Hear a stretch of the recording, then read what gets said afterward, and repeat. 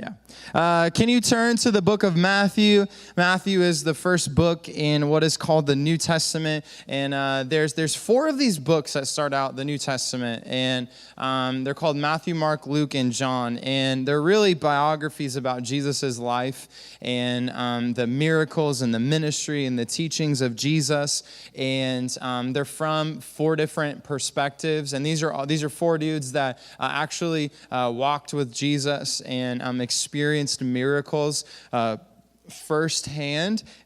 And so we've been taking some time to look at this teaching, this collection of we have chapters 5, 6, and 7 of Matthew. It's called Sermon on the Mount.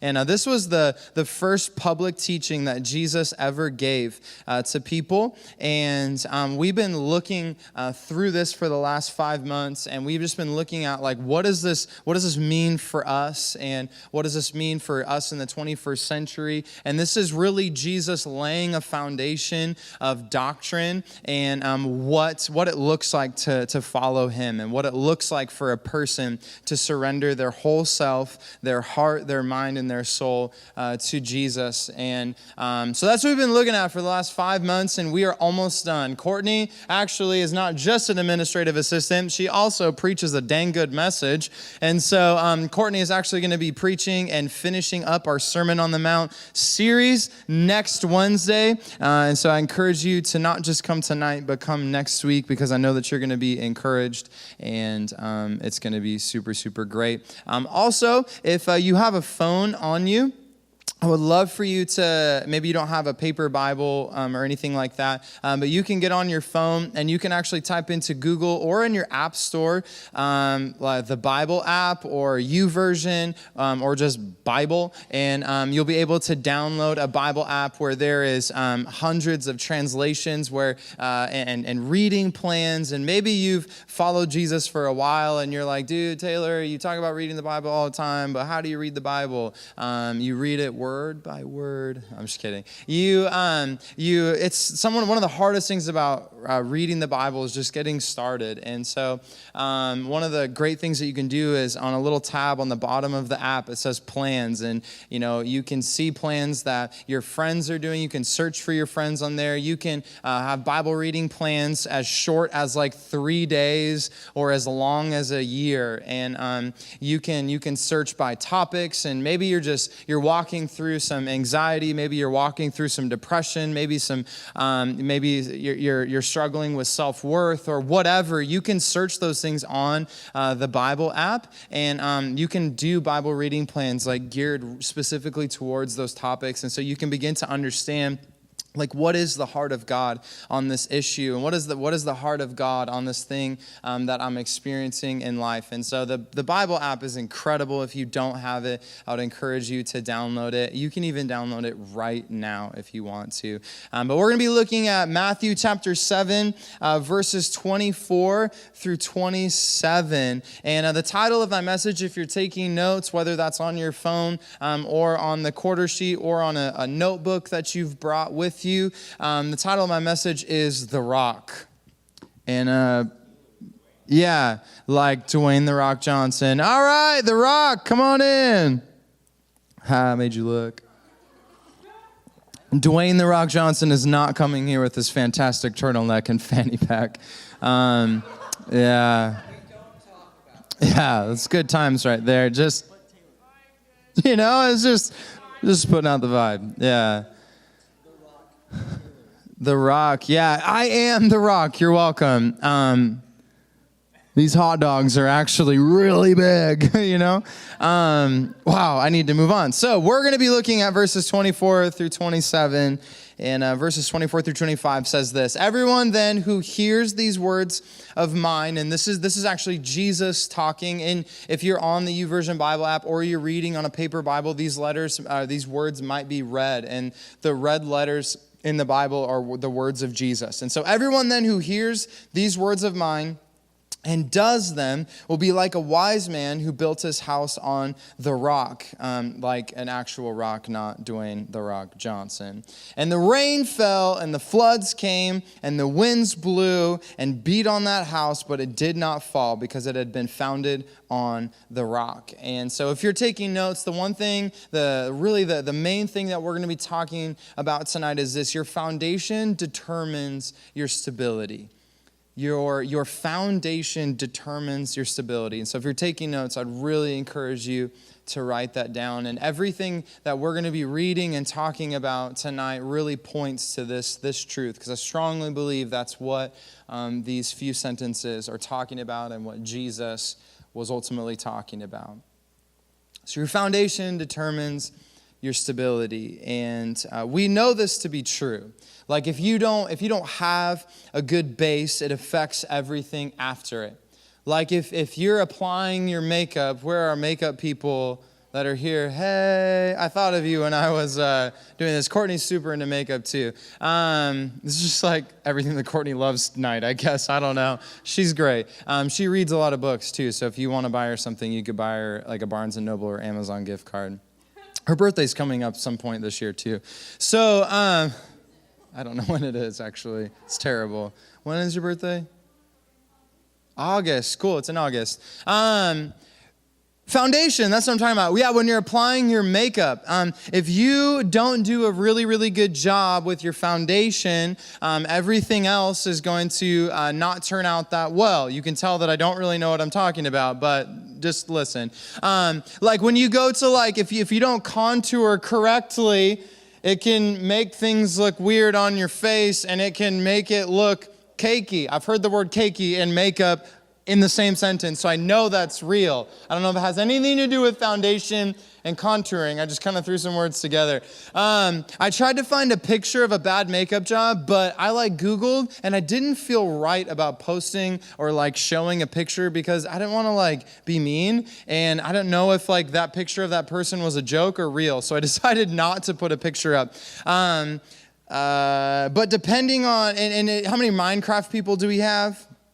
That's awesome. Yeah. Don't judge me if this sounds dumb. If you don't, depending on what blocks you use first, yeah, that's right. Yeah, I know what I'm talking about. Your structure in Minecraft might look janky. I got a picture of a pretty cool thing in Minecraft. That's cool. Yeah, is any of that your guys's? Did you guys make that? Yeah, Mod Pizza. Yep, it's pretty good. If you want to build a race car, so a cool fact about Sean Willis, he's playing guitar in the center tonight. He builds race cars and builds race car motors. If you want to build a race car, the motor you choose is key for the rest of the build and what you want to accomplish with that car. And I have a picture of Ryan Turk. He's a Formula D drift driver, and that is a Toyota, and that is a Ferrari motor inside of his Toyota, and shreds tires. So go on YouTube, type in Ryan Turek, Toyota, Ferrari motor. It'll enrich your life. If you don't, that's okay. Oftentimes in music, how many instrumentalists do we have that maybe play in school bands, or just in you're like a closet musician and you don't play for anybody, but you play for yourself and you play for the heart of music. Oftentimes in music, if you don't learn the basics, you'll struggle to progress in your abilities. Like if you don't learn the basics of your instrument, you'll kind of reach like a cap. And sometimes this is what I've found in guitar, is that if I don't go back to the basics, sometimes I can't move forward in my ability. And something that I've learned in remodeling is we bought a fixer-upper, and so there's tons of remodeling going on in our house. And currently, you might know this, but our bathroom is half torn apart for the last 2 months, so that's been fun. Just exposed studs and wiring, and it's really good. We have toddler and a little baby, but it's fine. We don't let them chew on it too long, Just, teething, they got to chew on something.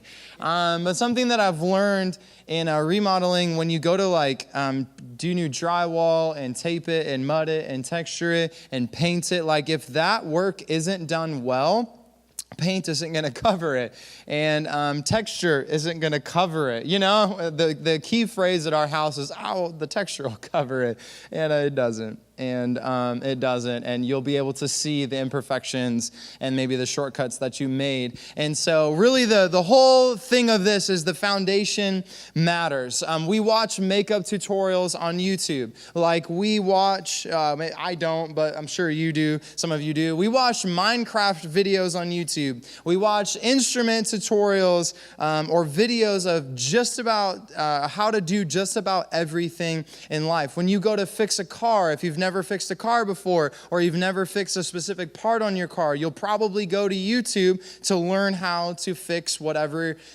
you're trying to fix.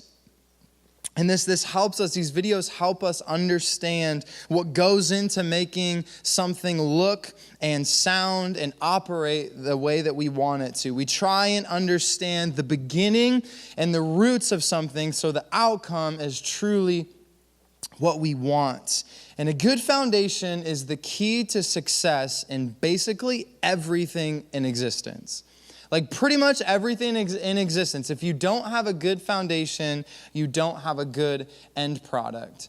And when we look at the Sermon on the Mount, what we notice is that Jesus has spent some time laying down a foundation for what the life of a Christian looks like. He's been speaking directly to the heart of a person. And you could say that the heart is the foundation of a human being. And the Bible talks a lot about the heart. It talks about it pretty extensively. But here's just a few examples of the Bible talking about your heart. This is Jesus talking in Luke chapter 6. A good man brings good things out of the good stored up in his heart. And an evil man brings evil things out of the evil stored up in his heart. For the mouth speaks what the heart is full of. And then Solomon wrote, this was like a really long time ago. He wrote in Proverbs, he says, keep your heart with all vigilance, which means careful watch. Keep careful watch of your heart, for from it flows the springs of life. And although the Bible talks a lot about the heart being the source of what comes out of your life, this idea of your heart being the source is not just a Jesus thing. It's something that we encounter on a daily basis with people who maybe don't even claim to follow Jesus. And think about how many times you've heard this phrase, follow your heart. Have you guys ever heard this phrase before? It's a pretty common phrase. You may have said it in a conversation in the last few weeks, or maybe someone has said it to you. But oftentimes it's in reference to a decision that needs to be made. And some questions that we ask are, what sport should I play? What classes should I take? What college should I go to? Who should I date? What job offer should I accept? I don't know if I've ever had multiple job offers, so I've never had to ask that question. But maybe you have. And so what job should I accept? And these are typically situations that you hear this phrase used, but what does it really mean? I use a lot of phrases in life where I'm like, what does that actually mean? Like if you stop and kind of think about things that you say, sometimes you'll realize like, wow, what is even coming out of my mouth? And so I know that I've said this. I'm like, what does it mean to follow your heart? And so I did what any normal person would do. I Googled it, right? You're like, if you don't know what to do or what something means, you just Google it. And so, here's what one article said. And I know this is a blanket statement. This is one article, and this is not what follow your heart, listen to your heart means for every single person. But for the context of this message, we're going to roll with this. It means to follow your dreams, fulfill your desires, live your passion. It seems legit, right? Doesn't it? Follow your dreams, follow your desires, follow your passions. Like it seems super legit. So if you think about, okay, like what sport should I play? Should I play baseball or should I do track? And it's like, well, what sport do you enjoy? Are you good at baseball? One. Or do you like to run? Like, do you like to run long distance? Do you like to run short distance? Do you like to jump over really high, scary things? Like run with this big flexy pole in your hand and stick it in the ground and like catapult yourself over like this other really high pole? Or maybe you want to jump into this pit of sand understand? And I don't know. And so these are questions, and like, you're like, yeah, I'm super passionate about running. I don't understand you, but you're passionate about running. So I would follow your desire to run, and you should do track. What classes should I take? I think you should ask yourself the question, okay, what kind of profession do I want to go into? What kind of job do I want to have? Like, what college do I want to go to? What part of the country do you want to live in? And maybe you want to go to college to be an engineer. So I would advise you, like, go to a college that you can afford and that has a great engineering program, or a nursing program, or a trade school. I know Josh is going to a trade school, and maybe it's like diesel mechanics, or it's all these different things. So like, what is your passion and what are your dreams? And put those questions through those filters. Who should I date? Like, does this person have the same like morals as you? Do they have the same moral compass that you have? Do they have the same values that you have? Do they have kind of the same dreams that you have? What job offer should I accept? The first question I would ask is, do you have a job? And if your answer is no, my second question would be, do you need a job? And if your answer is yes, and I would say, just accept one. I don't know. You're in high school. Does it work with your hours of sports in school? Yes. Do it. Well, it's McDonald's. That doesn't matter. Work at McDonald's because you need money and it creates a work ethic and it's really good for you. So don't resist a job. But this is super legit. Like, follow your passions, follow your dreams, follow your desires. And this can be a foundation to some sense of your life. And the only really flaw that I see is if you've lived for longer than 10 seconds, which I think all of us in this room have, like, you'll realize that sometimes our passions, our desires, and our dreams are not helpful for us, right? Sometimes they're not super helpful. Right now with Madison, she's like just over 2 years old, and she doesn't really know any better, but she just has this overwhelming desire to just run everywhere and just go anywhere, and she has like no concept of what's dangerous. And so sometimes when we're walking out to the car in our driveway, she'll just start like running or walking really, really fast, and we're like, Madison, stop, because she's heading right towards the road. And so her passion and her like desire is just to run and just explore. But that's not super helpful in a driveway when you're heading towards the street. Your desire to only eat pizza and Little Debbie's like oatmeal cream pies or honey buns. Those are so good. Have you guys ever had those? Honey buns and oatmeal cream pies? Jordan, can you do yourself a favor and just head to Safeway after youth tonight and get an oatmeal cream pie? Jordan, you stop. I'm talking to that, Jordan. And you get a honey bun, girl, because they're so good. Okay? We'll talk later. I'm just kidding. But it's not helpful for your well-being. I came across this article. There's a hip-hop artist, a rapper named Lil Yachty. Have you guys ever heard of this guy? He's got like red dreads, and he's got really interesting hair, and we got a picture of him. And yeah, dude, this dude's like 20 years old. It's crazy. But supposedly, he claims that he has only eaten pizza since second grade. That he literally he's eaten pizza every single day since he was in second grade, and he is currently 20 years old. And he's never eaten a fruit, he's never eaten a veggie. So he claims. I don't know how true it is. But, and someone was like, how do you stay fit? How do you stay healthy? He's like, I don't. And I'm like, that's not funny. Like, that's not something that was a joke, by the way. That's not. Thanks. I appreciate you guys. You guys are awesome.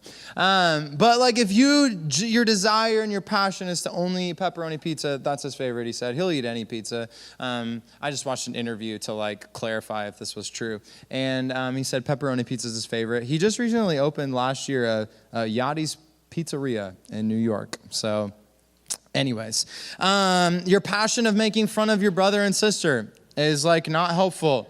I know it's really hard to overcome those desires, but it's not helpful. Your desire to beat up your siblings is not helpful, okay? Unless it's arm wrestling, like that's okay. So Trey, Macy, arm wrestling later. Like that's fine.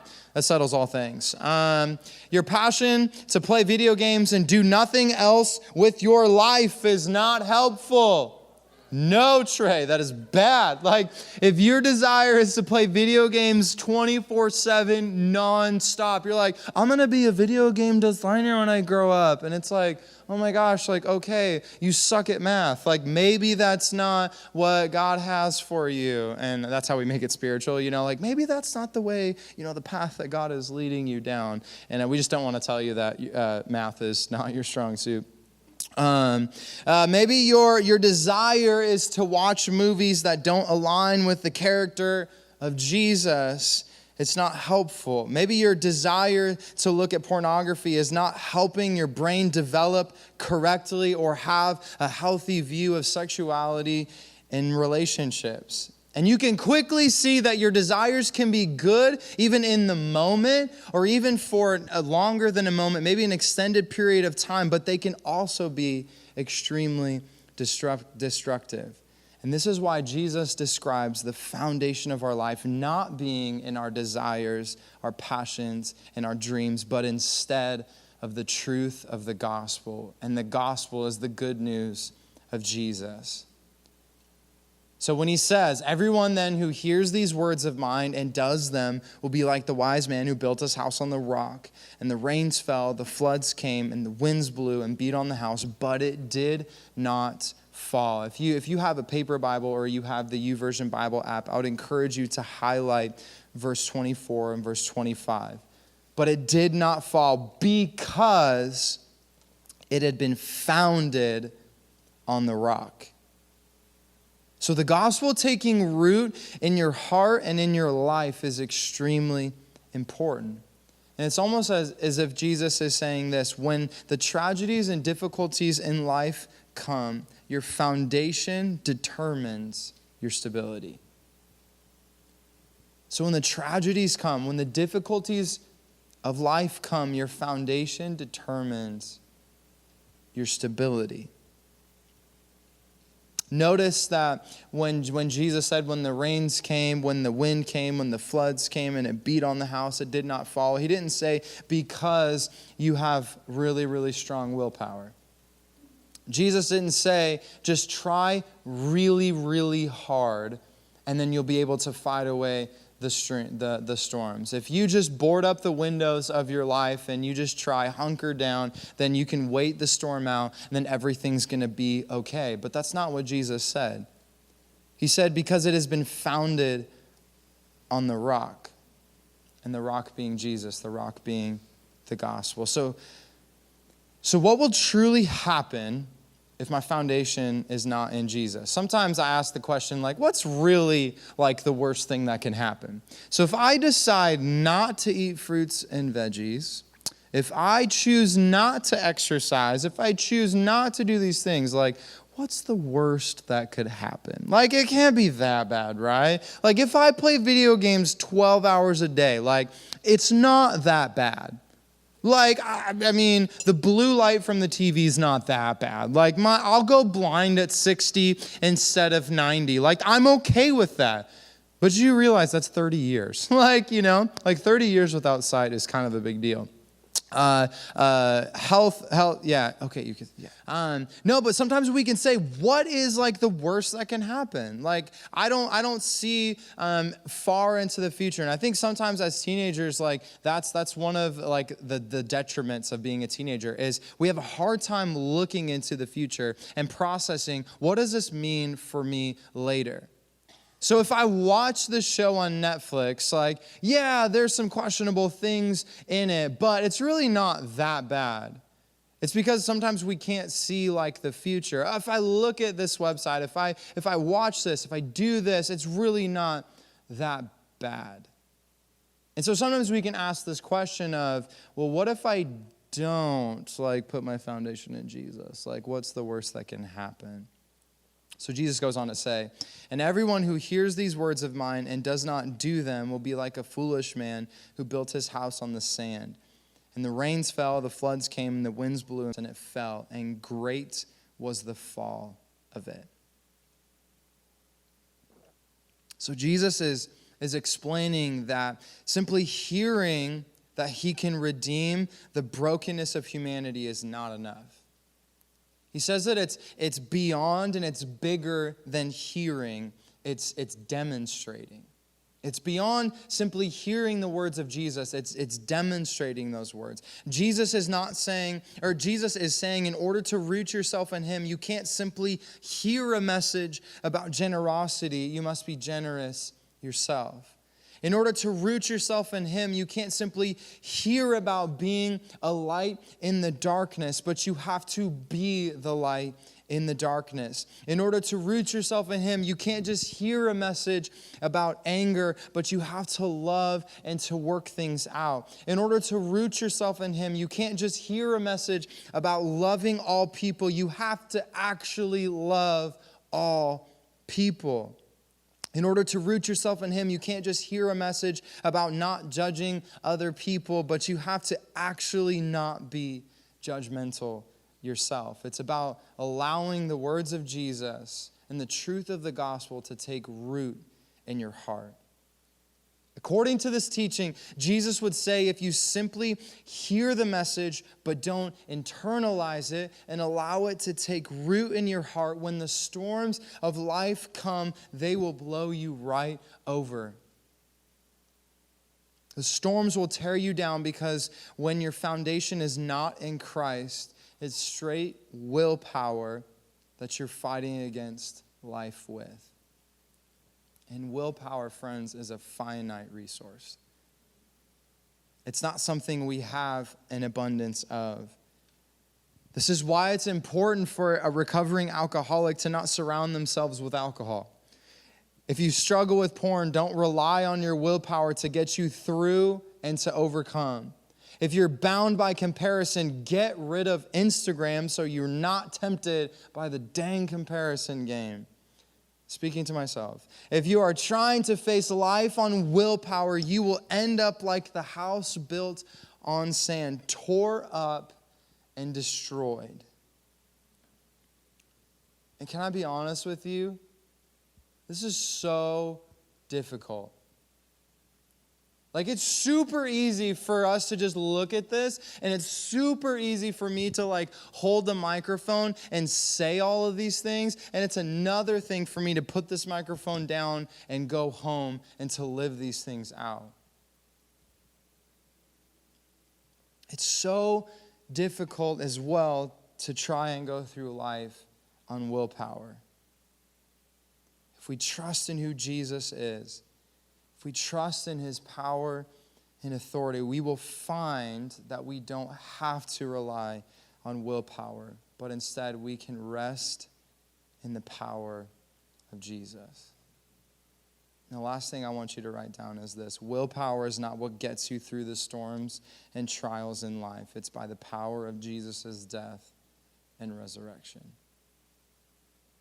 So as the band comes, we're gonna talk through a couple questions, or we're actually gonna reflect on a few questions just individually. So what we're gonna do is we're gonna kind of spread out through the auditorium, and the band is gonna be playing a song, and you are more than welcome to sing the words that are gonna be on the screen. But I would also encourage you to take a look at these questions that we're gonna talk about in just a second, and allow Jesus to into your life. Not physically and literally, but allow Jesus to reveal things to you that you didn't know were there.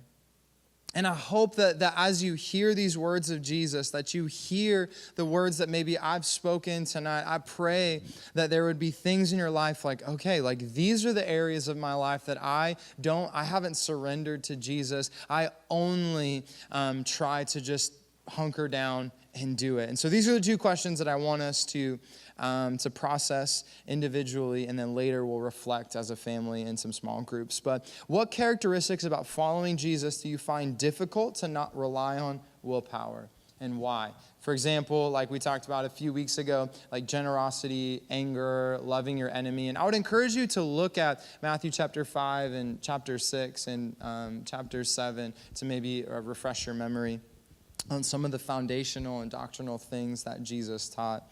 And then what does it look like to live a life that is reliant on Jesus and not your own strength during trials and storms? So these are some difficult questions. Like these aren't easy questions. And I think part of the reason why they're not very easy is because we have to admit that we maybe haven't done things correctly. I don't know about you, but that's super hard to admit. I don't know if there's any other prideful people in this room, but that's me. And it's hard for me sometimes to admit when I've wronged a person, when I've said something to a person, or when I've been living my life contrary to what Jesus has taught. But in those moments, I don't think Jesus leaves us in that state. But when we say, Jesus, here's the areas. Jesus, would you change these things in my life? Would you change these things in my heart? I want to further reflect your nature and your character. And let's surrender those things to Jesus. So I'm going to pray, and we'll spread out through the auditorium, and then we'll have further instructions in just a few moments. But Jesus, we thank you that you are the rock. We thank you that we don't have to just rely on trying really hard. Because Jesus, I'm really bad at trying really hard. And I can imagine that there's some other people in this room too that could identify with that. Some of us in this room maybe are so weary and so tired of trying hard that maybe we're just at our wits' end. We're just at the end. We're spent. But Jesus, I pray that your love and your grace would rejuvenate someone in this room tonight. As they realize that they don't have to keep their life together by trying hard, but if they surrender themselves to you, that you're the firm foundation that their life could be rested on. So that when the trials and temptations and circumstances come their way, they're not blown over, but they stand firm because their foundation is in the truth of who you are. In your name we pray. Amen.